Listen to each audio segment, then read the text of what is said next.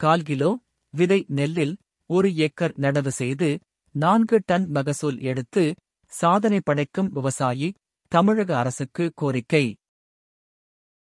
மயிலாடுதுறை மாவட்டம் குத்தாலம் தாலுகா ஆலங்குடி கிராமத்தை சேர்ந்தவர் விவசாயி பெருமாள். இவர் தனக்கு சொந்தமான 3 ஏக்கர் நிலத்தில் கடந்த 50 ஆண்டுகளுக்கு மேலாக விவசாயம் செய்து வருகிறார்.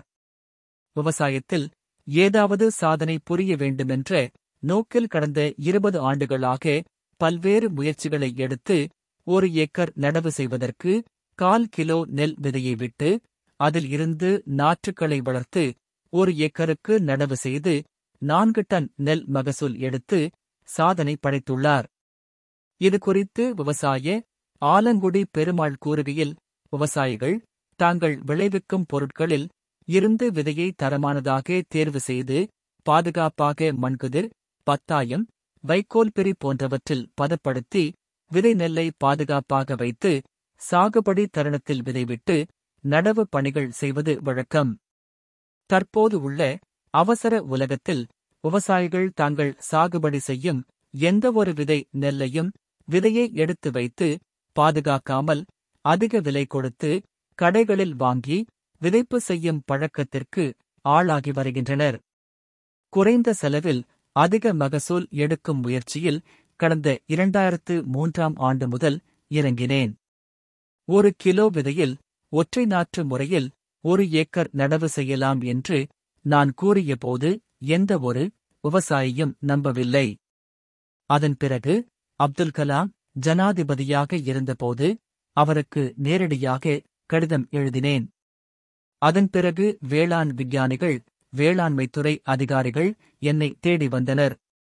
அதன் பிறகு சாகுபடி செய்யும் வழிமுறைகள், விதைவிட்டு நடவு செய்து அறுவடை செய்யும் வரையில் தினமும் கண்காணித்து 1/4 கிலோ நெல் விதையைக் கொண்டு 1 ஏக்கர் நடவு செய்து 4 டன் மகசூல் எடுத்து 2011ஆம் ஆண்டு சாதனை படைத்ததை உறுதி செய்தனர்.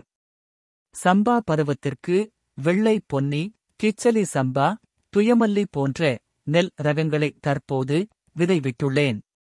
நூற்றுக்கணக்கான விதை நெல் ரகங்களை இந்த வழிமுறையில் சாகுபடி செய்துள்ளேன். ஜீரக சம்பா நெல்லில் அதிக அளவில் கலப்பு இருந்ததால் நெல் ஜெயராமன் கலப்பு இல்லாத விதை தேர்வு செய்து கொடுக்க கூறினார். அதன்படி ஒரு கதிரில் இருந்து நெல் விதை எடுத்து அதில் இருந்து கலப்பு இல்லாமல் விதைகளை உற்பத்தி செய்து கொடுத்தேன். பாரம்பரிய நெல் ரகமான காட்டுயானம், கருப்பு கவுனி, மாப்பிள்ளை சம்பா, ஜுரக சம்பா போன்ற பல பாரம்பரிய நெல்களை சாகுபடி செய்து இந்த முறையை வேளாண்மைத்துறை மூலம் அனைத்து விவசாயிகளுக்கும் கற்றுக் கொடுக்க வேண்டும்.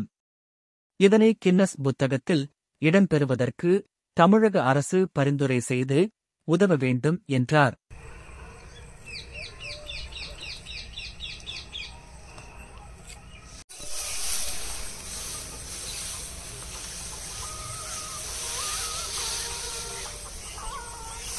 தெரியுது ஐயா. இதோ வரேன் ஐயா, கிட்ட வரேன்.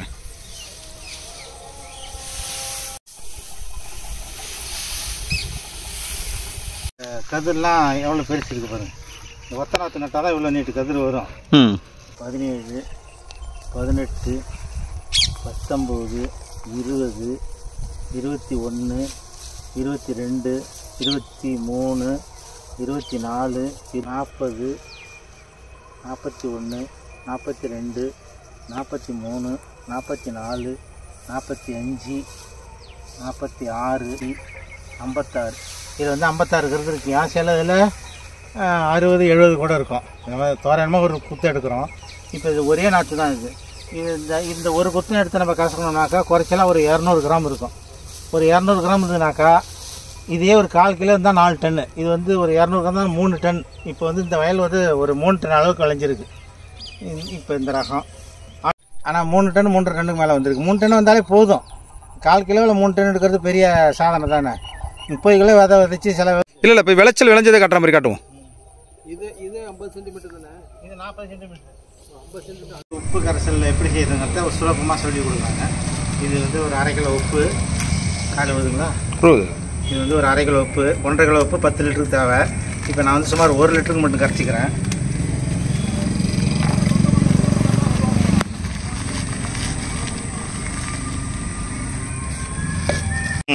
முட்டையை வந்து எப்போ மிதக்கிறது அது வரைக்கும் உப்பை கரைச்சிக்கிட்டே இருப்பாங்க அவங்க. அது வந்து முட்டை மிதக்கல நிறையா கரைச்சிக்கிட்டே இருப்பாங்க. அப்போ உப்போட அடர்த்தி அதிகமாக போயிடும். இது ஒன்றும் இல்லை, இது சுலபமான வழி. இப்போ நம்ம இப்படி 10 லிட்டர் தண்ணிக்கு 1.5 கிலோ உப்பு சரியாக இருக்கும். அப்படி இல்லை, இப்படி நம்ம கரைக்கணும். எம்மாலாம் கரைச்சாலும் அந்த ஒரு குறிப்பிட்ட அளவுக்கு மேலே அது கரையாது, தண்ணியாக தான் இருக்கும். இப்போ பாருங்கள், அதை கரைக்கிறோம்ல, இது சீக்கிரம் கரையணும்ல, கரையாது. இந்த அடர்த்தி இதில் வந்துட்டுது, அவ்வளோதான். இங்கே பாருங்கள், இதுக்கப்புறம் அந்த உப்பு கரையாது. இந்த கரைச்ச வரைக்கும் இதில் ஊற்றிக்க வேண்டியது.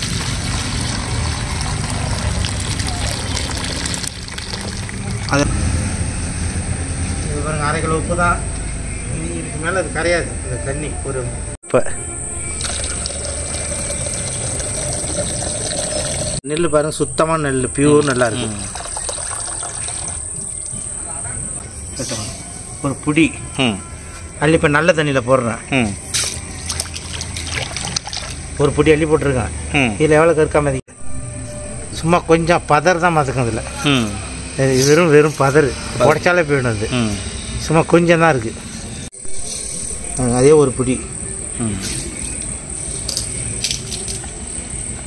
இப்போ இதில் எவ்வளோ மிதக்குது பார்த்தீங்களா? ஆமாம், நிறைய மிதக்குது. அதில் கொஞ்சோண்டு தான் மிதக்குச்சு. இதில் எவ்வளோ மிதக்குது? ஆமாம், அது பாருங்கள். இதில் வந்து அரை நெல், கால் நெல் இதில் மிதக்குதுங்க. இதை எடுத்து இப்போ வந்து நல்ல தண்ணியில் போடுறோம். இவ்வளோ இருக்கணும்ல கருக்கா? இருக்காது, கொஞ்சம் தான் இருக்குது பாருங்கள். காய்க்கெல்லாம் உள்ள போயிட்டு இருக்கீங்களா? ஆமாம். இப்போ போட்ட நெல்லில் பாதி உள்ள போயிட்டு போயிருங்க. இப்போ கருக்கா கொஞ்சம் தான் மிதக்குது. மிதக்குது இதில். இப்போ இதை வழிச்சு எடுத்துடுறோமா?